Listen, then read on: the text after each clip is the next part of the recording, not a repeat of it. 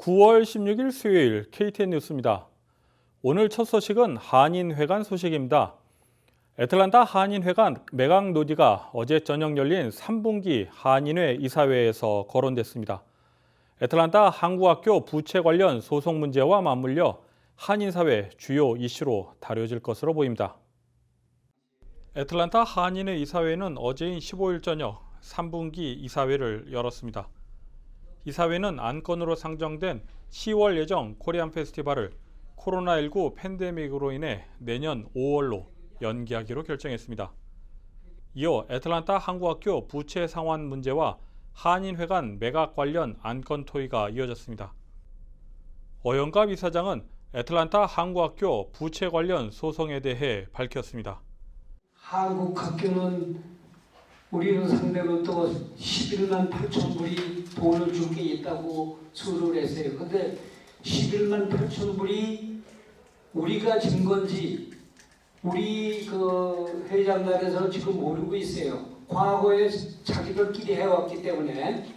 근데 그 소장을 잠깐 보니까 오영록 전 회장 사인하고 그다음에 한국학교의 조성혁 그 사인 2개밖에 없어요. 근데 이게 법적으로 효력이 있는지 그건 앞으로 봐야 할 것 같아요. 애틀랜타 한국학교 이국자 이사장은 지난달 기자회견을 통해 한인회 상대 차용금 반환 소송 배경에 대해 밝힌 바 있습니다. 공시시효 만료가 일주일 정도 남은 지난주에 한인 회장님이 그 프로미스 노트에 사인을 할 상황이 아닌 것 같다고 의견을 표시해 오셨습니다. 저한테도 그렇고 직접 저희 담당 변호사한테도 그렇게 얘기를 했습니다. 어영갑 이사장은 애틀랜타 한국학교 부채 상황과 맞물려 한인회관 매각에 대해 이사들의 의견을 물었습니다. 또한 한인회관 매각을 통해 한국학교 부채도 상환하고 한인회관 이전도 생각해 볼 때라고 덧붙였습니다. 여기 한 4, 50만 불이 그 수리하는 데 드는데 그것을 모금을 해갖고 할 수 있나? 그 우리 지금 김백규 전 회장님이 해관관리위원장으로 지금 계세요. 그래서 그 상의해가지고 그 감당을 못하고 이걸 저 하면은 천상 이 기회에 이거를 처분해서 좋은 자리, 저 104나 수원이 같은데 이거보다 더 싸고 더 멋있는 데가 있어요. 그런 걸 찾아가지고 한번 대담하게 한 7, 8년 전에 우리 이 한인회관 구입할 당시에 그 기분이로다가 한번 조금 좀 움직여 봤으면 하는 생각이에요. 그 여러분 생각은 어떠세요? 김윤철 한인회장은 한인회관 운영에 대해 매달 14,000달러가량의 고정비용이 지출되고 있다고 전하며 재정적인 어려움을 토로했습니다. 이날 이사회 한 참석자는 이번 사안이 몇몇이 모여서 통과시켜 해결될 문제가 아니라고 말하며 전 현직 회장들과 관리운영위원장 등이 함께 모여 대안을 제시하고 해결점을 찾아야 한다는 입장을 나타냈습니다. 어영갑 이사장은 조만간 한국학교 측과 한인회관 관리운영위원장을 만나 논의하겠다고 말하며 안건을 마무리 지었습니다. KTN 뉴스 스티븐입니다. 브라이언 캠프 주지사는 다시 경제 재개 지침을 갱신했습니다. 대부분 이전 내용과 동일하지만 요양원 방문 재개에 대한 지침이 추가됐습니다. 김용성 기자가 종합했습니다. 조지아주의 경제 재개 지침이 다시 갱신되었습니다. 취약계층 대상 자택 대피령, 모임 50명 제한 등 이전 지침과 대부분 동일하지만 롱텀 케어 시설, 즉 요양원 방문 허용과 관련된 지침이 추가되었습니다. 조지아 보건복지부의 요양원 재개 지침에 부합하는 경우에는 방문자를 단계적으로 허용할 수 있습니다. 보건부의 지침에 따르면 요양원들은 지역의 코로나19 상황, 시설 내 코로나19 확진 환자 비율, 인근 병원 병상 숫자를 고려해야 합니다. 또한 재개 및 안전관리 계획을 제출해 보건부의 허가를 받아야 하며 해당 계획을 거주자들에게 공지해야 합니다. 거주자를 위한 검사 계획, 충분한 직원 수와 보호 장비가 준비되어 있어야 합니다. 요양원들은 지역의 코로나19 상황에 따른 3단계 운영 지침을 따라야 합니다. 1단계가 가장 규제가 강력한 단계이고 3단계가 가장 완화된 단계입니다. 한편 교사들을 필수 근로자로 지정하는 내용은 이번 행정명령에도 포함되지 않았습니다. 만약 교사가 필수 근로자로 지정될 경우 코로나19 확진자와 근접 접촉을 했더라도 증상이 없다면 출근을 계속하게 됩니다. 학교 재개 이후 근접 접촉으로 인해 자가격리에 들어가는 교사가 늘어나 학교 운영에 차질이 발생할 우려가 생기자 지역 교육감들은 필수 근로자 지정을 요구했던 바 있습니다. 행정명령에는 지역 정부가 마스크 착용을 의무화할 수 있도록 하는 내용도 유지되어 있습니다. 이번 경제 재개 지침은 9월 30일까지 유지될 예정입니다. KTN 뉴스 김용성입니다.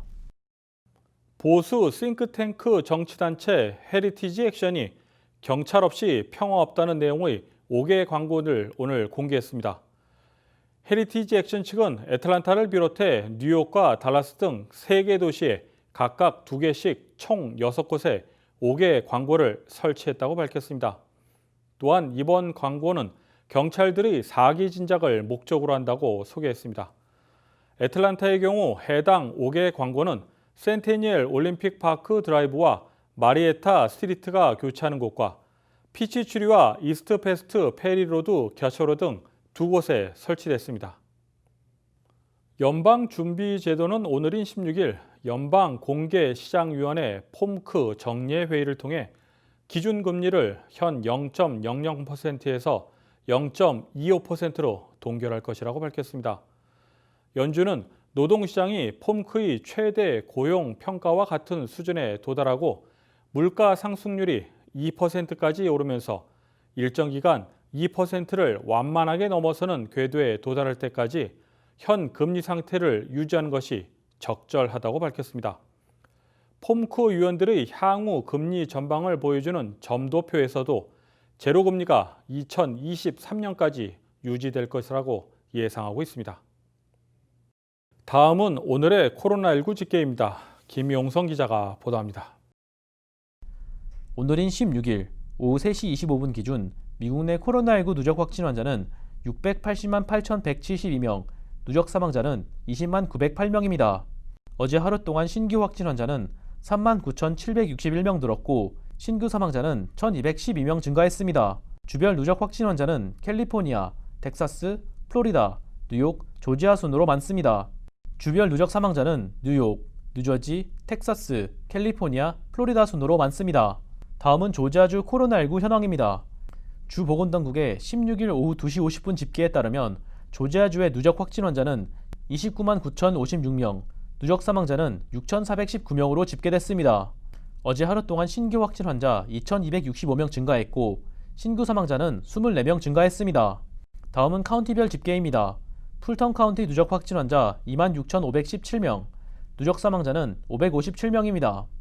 귀넷 카운티 누적 확진 환자 26,133명, 누적 사망자는 381명입니다. 캅 카운티 누적 확진 환자 18,719명, 누적 사망자는 415명입니다. KTN 뉴스 김용성입니다.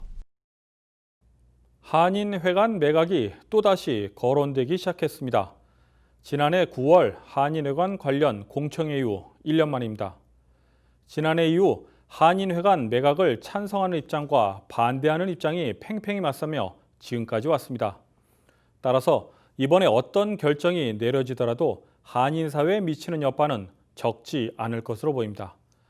한인회관 마련할 당시 한인사회가 한마음이 됐듯 한인회관 처리 문제도 한인사회의 공감대가 우선적으로 필요한 시기입니다. 이상으로 9월 16일 KTN 뉴스를 모두 마칩니다. 시청해주신 여러분 고맙습니다.